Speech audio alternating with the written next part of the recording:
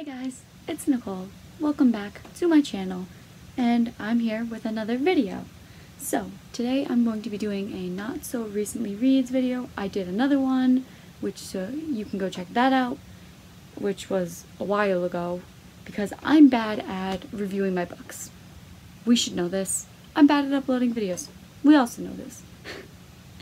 But today, I'm going to be showing you some of the recent reads that I did before October, because I did an October wrap-up, so now I'm going back before that, which I should have done before I posted the October video, but you know what? I'm all out of order. It happens, so we're just gonna roll with it. So, let's get right into it. The first two books I have are the fourth and the fifth books in the Percy Jackson series, The Battle of the Labyrinth and The Last Olympian. And these books basically follow Percy Jackson as he and the other Camp Half-Blood kids gather all up and are preparing to fight this huge battle against the Titans, and a whole lot of stuff is going down in these last two books. He's basically going on different quests to get different gear needed to fight the Titans that are coming because they've been unleashed, and now they're trying to destroy the camp. And it's pretty crazy for Percy and pretty much everybody else. They're training, doing whatever they can just to fight these two battles. So that's a basic synopsis of both of these books. I explained a little bit in the last video, like an overview on what all of them are. So if you'd like to go check that out, go ahead. And yeah, so that's pretty much what these two are about. Alright, so the next book I have here is After the Fire by Will Hill, and I talked about this one in another video. Can't for the life of me remember which video, but I did explain and I went into depth about this book. And this was one of my favorite books that I wasn't expecting to love, but I did. And I don't know why I loved it so much, but I thought it was a really, really great take on something I had never really learned about before. So, a basic synopsis is that this book follows a girl named Moonbeam, and she has been taken out of a camp, that I'm going to call it, that she lived in her entire life, with a priest and a whole bunch of community members. And so what happened to get her out of this camp was there was a huge fire and there were guns being blazed everywhere. And so basically what happens is it's following Moonbeam, and she's telling a FBI agent and kind of like a psychiatrist about her experience in the camp and what happened to lead up to the guns and the fire and everything.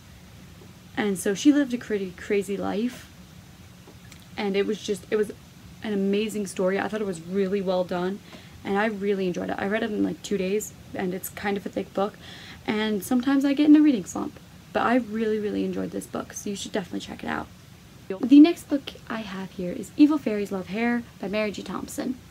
And so this is kind of a book meant for younger kids in younger grades. And I mean, I read it. I'm in 11th grade. You know what? I just said screw it. But basically this year I've been trying to read all of my older books, I'm going to call them, because I have a habit of buying books and not reading the older ones and tending to jump into the new books. So this year I've been trying to catch up and read all my older books. Even if it hasn't thrilled me, I'm still trying to get it done because I just really, really want to plow through those older books. But anyway, this book is about a girl named Allie. And in Allie's school, there are these fairies who love hair. Pretty crazy concept, pretty weird, I know. But you have to, if you are handed a fairy patch, that's what I'm going to call them, by somebody, then you have to grow 100 fairies, and by doing that, you have to feed them hair. Now, there are a bunch of rules, like you can't use your own hair, and you can't do this, you can't do that. There's certain things you can't do, or else you'll be punished for it.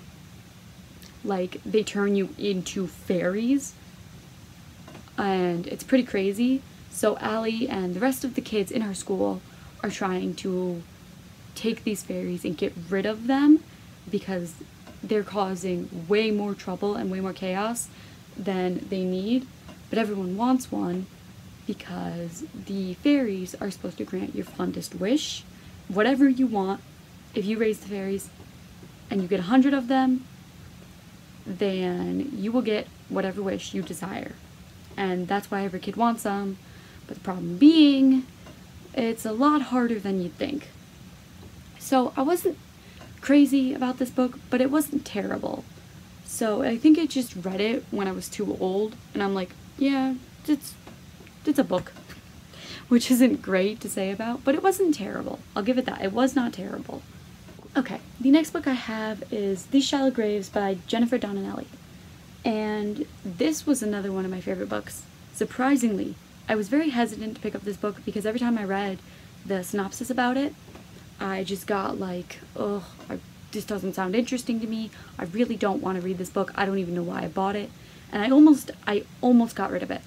And I'm so glad I did not get rid of it, because I really, really enjoyed this book.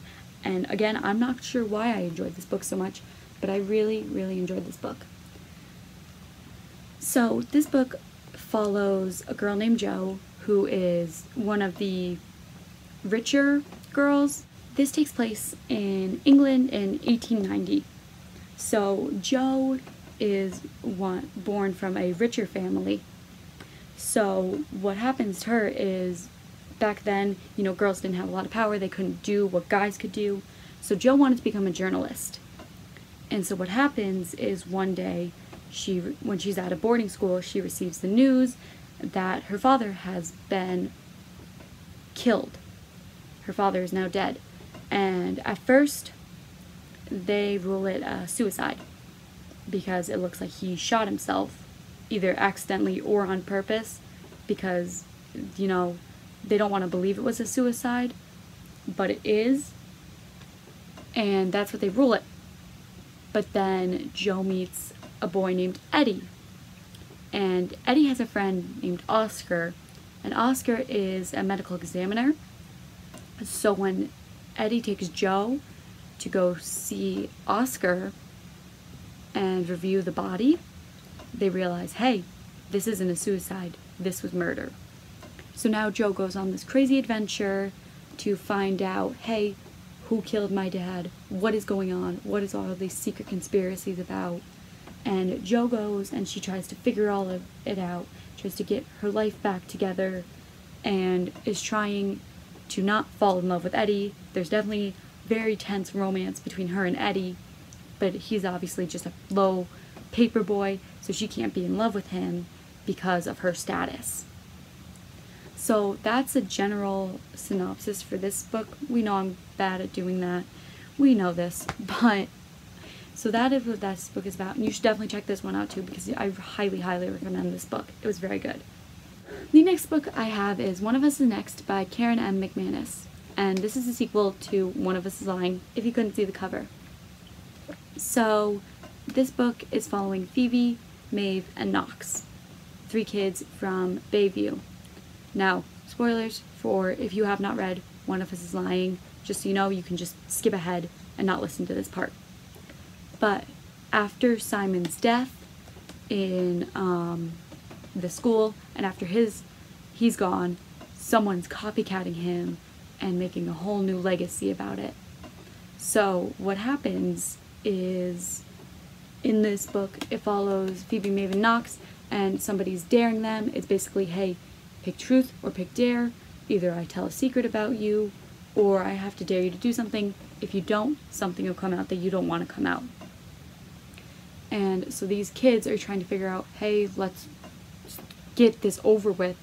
Because at first it's the whole new gossip of the school, and then it just gets tiring because everyone tells lies, and there's being lies told, and basically it's just a whole bunch of craziness. And it's a whole new school year, but it is not what anybody was expecting at all.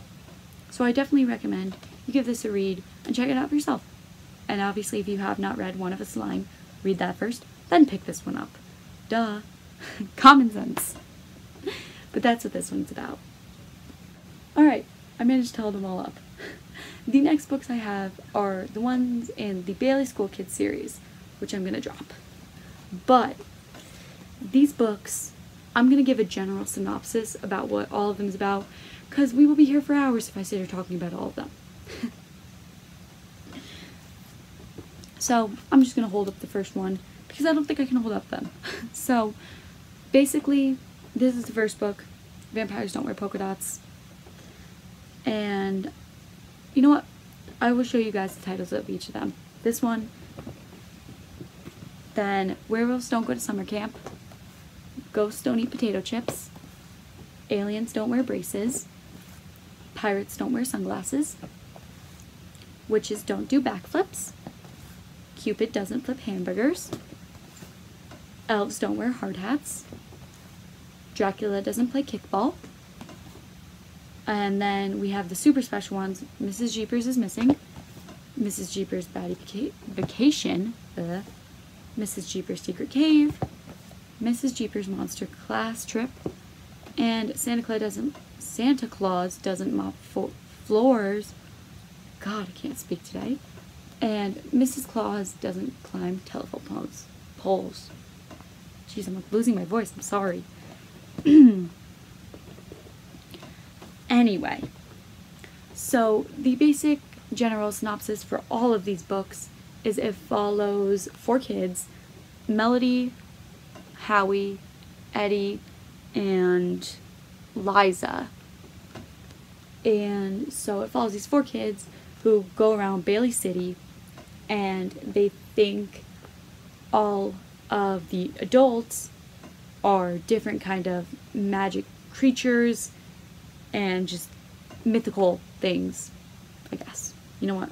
We're gonna go with it. It's late, I'm tired. We're gonna go with it. So, in this one, obviously, it's about their new teacher, Mrs. Jeepers, who they think is a vampire. But basically, they go the whole book thinking that a certain person is someone that they aren't, or someone that they are, and the kids try and go figure it out, and the rest of the kids are like, that's ridiculous, you know, those don't exist. And obviously I don't have the full complete series because there are way, way, way more books than this. These are just the ones that I own personally, and I read all of them because they are very, very short books. So you know what, I just said, you know what, I'm in the mood to read them, I'm gonna read them all, because why not? So that's a basic synopsis about what they're doing and what their lives are pretty much, and what all these books are about. So that is that. Alright, so that is it for my not so recently reads video, and I hope you guys enjoyed. I hope I wasn't too terrible at explaining the books I love, because I'm bad at explaining books I like. So that is that, and I will see you guys in my next video. Bye!